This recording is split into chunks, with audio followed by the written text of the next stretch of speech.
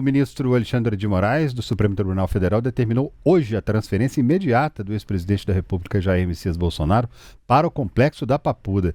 O ex-governante do nosso país deixa a superintendência da Polícia Federal e segue para o 19º Batalhão da Polícia Militar, que é a chamada Papudinha, Círia. Pois é, André, Bolsonaro vai ficar em uma sala de Estado-Maior isolado dos demais presos, não é? Vamos, quem tem mais informações para a gente sobre esse caso é a Luciane Landim, lá de Brasília, ela que tem todos os detalhes dessa decisão do ministro Alexandre de Moraes, né, Lu? O que mais você tem para a gente sobre isso? Essa foi uma decisão determinada hoje, então, pelo ministro Alexandre de Moraes, do Supremo Tribunal Federal, que é o relator desse caso. Com isso, Bolsonaro deixou a superintendência da Polícia Federal aqui em Brasília, onde cumpria essa pena definitiva desde o final de novembro, e foi levado para Papudinha, que é o 19º Batalhão da Polícia Militar aqui no Distrito Federal e fica dentro do complexo penitenciário da Papuda. Na decisão, o Alexandre de Moraes autorizou que Jair Bolsonaro tem atendimento médico integral, inclusive com atendimento feito pelos médicos particulares que o atendem. Determinou que o ex-presidente seja levado para um hospital em caso de urgência, sem uma autorização prévia. Nesse caso, os advogados de Jair Bolsonaro devem fazer uma comunicação ao Supremo em até 24 horas depois. As visitas da família também estão mantidas, mas em dias diferentes do que acontecia na superintendência da PF. Antes, essas visitas poderiam acontecer às terças e quintas. Agora, na Papudinha, às quartas e quintas-feiras. Também deixa claro ali que Jair Bolsonaro poderá ter atendimento de fisioterapia, que essa cela dele poderá ser equipada, por exemplo, com uma grade ali na cama, se for necessário. Então, nessa decisão, Alexandre de Moraes deixa tudo isso claro. Também cita ali os pedidos da defesa para que o ex-presidente fosse colocado em uma cela mais adequada às condições dele, inclusive cita os pedidos da família, né, dos filhos de Jair Bolsonaro, que endossaram bastante esse pedido para que ele fosse colocado em um ambiente que avaliam mais adequado para a saúde que ele enfrenta. Então a gente teve toda essa decisão do ministro Alexandre de Moraes. Jair Bolsonaro então deixou a superintendência da Polícia Federal em Brasília para cumprir essa pena por liderar uma tentativa de golpe de Estado na Papudinha, que é o mesmo local para onde foi levado o ex-ministro da Justiça, Anderson Torres, condenado pelo Supremo Tribunal Federal no mesmo núcleo de Jair Bolsonaro. Os dois ocupam a chamada Sala de Estado Maior no local, mas não a mesma. Eles ocupam celas separadas, mas um espaço que é bastante semelhante e reservado ali nesse batalhão da Polícia Militar. Essa foi a decisão de Alexandre de Moraes no dia de hoje. Ainda mais um fato, o ministro determinou que o ex-presidente passe por uma junta médica para que uma perícia médica seja feita antes mesmo até de sinalizar qualquer decisão sobre uma possível prisão domiciliar, que é o que é insistido pela família e pelos advogados de Jair Bolsonaro. Pois é, Lu, a gente está vendo inclusive as imagens aí do local, ó. Ele estava preso até hoje, como você disse, já foi transferido para lá, numa cela lá na Superintendência da Polícia Federal em Brasília, que era uma sala lá mais ou menos de 4x4, era um tamanho assim, era um quarto muito pequeno e tudo mais. Aí, embora tenha uma entrada aí nitidamente, que é de uma prisão, né? Tela de um lado, arame farpado, ainda devem colocar uma grade ali. Também é praticamente um apartamento, né?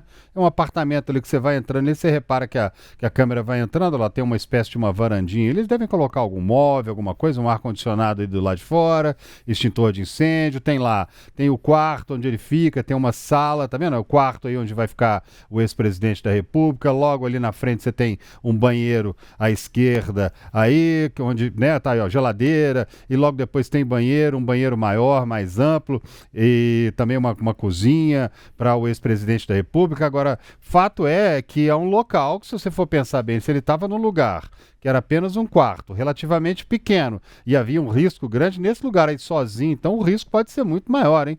Sei não, hein? O que vai acontecer? O que a defesa dele vai pedir? Como você disse, vem insistindo muito para que ele vá para uma prisão domiciliar. A gente está perguntando aqui para você que está nos acompanhando o seguinte, ó, a prisão na Papuda, né, na Papudinha, vai ser melhor para o Bolsonaro? Será? Sim ou não? Diz aí, Cira, tá acompanhando aí a enquete? Nossa, tá lá, ó. Vamos lá para a enquete, então. Aqui, ó, 69% das pessoas até agora estão dizendo que sim, a papudinha vai ser melhor pro Bolsonaro. E 31% estão dizendo que não. Agora, esse sim e esse não aqui, eles podem ter vários sentidos aí para quem tá votando, né? Em termos de espaço, é o que você disse, né? O espaço Parece é bem um mais apartamento ali, né?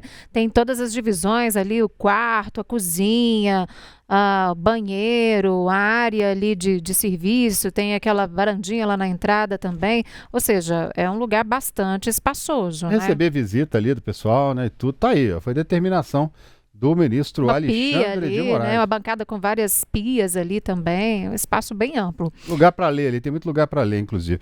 Gente, então vamos lá, são 7h37.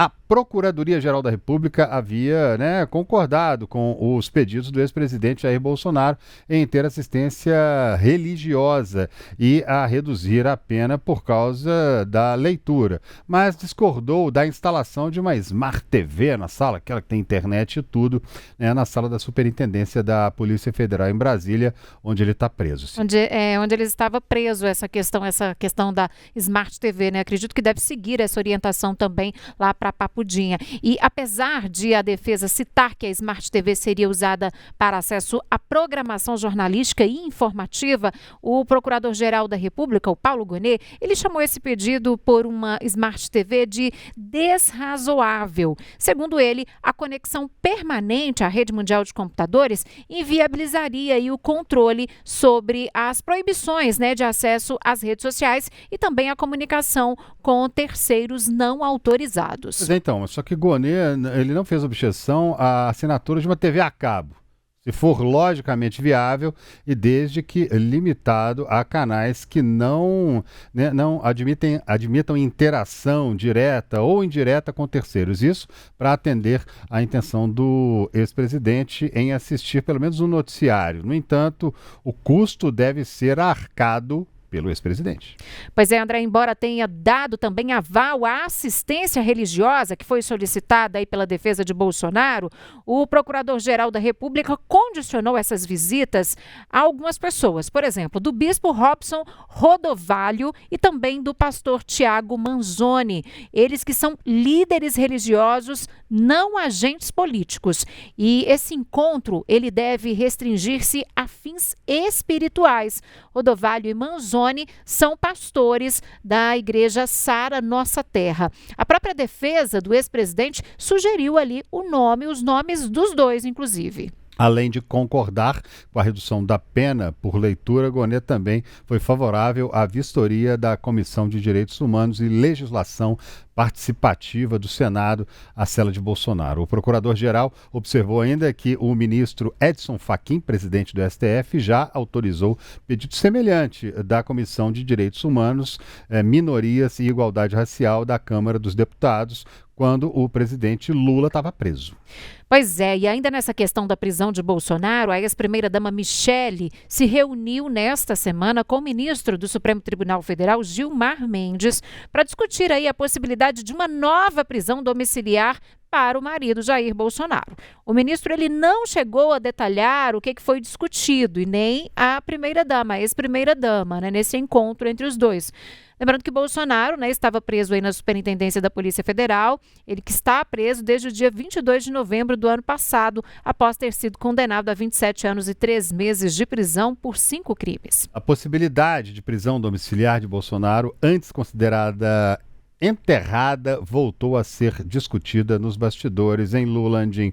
Hoje, o senador Flávio Bolsonaro ele visitou o pai e disse que ele continua com crises de soluço, ou seja, é um problema seríssimo ali que a gente vai acompanhando. Daqui a pouquinho a Lu vai falar com a gente. Ele está com esse problema de soluço já há muito tempo, ele que levou aquela facada em 2018, passou por inúmeras cirurgias e o que acontece? Ele teve que passar por muitas cirurgias e por causa disso acabou tendo muitas sequelas. Essas sequelas exatamente trazem esses problemas para ele. Cília Cacheta? Pois é, Lulandim, a gente falava aí agora há pouco então dessa possibilidade de prisão domiciliar. Michele, né, participou desse encontro aí com o ministro Gilmar Mendes, portanto um assunto que volta a ser discutido nos bastidores, né?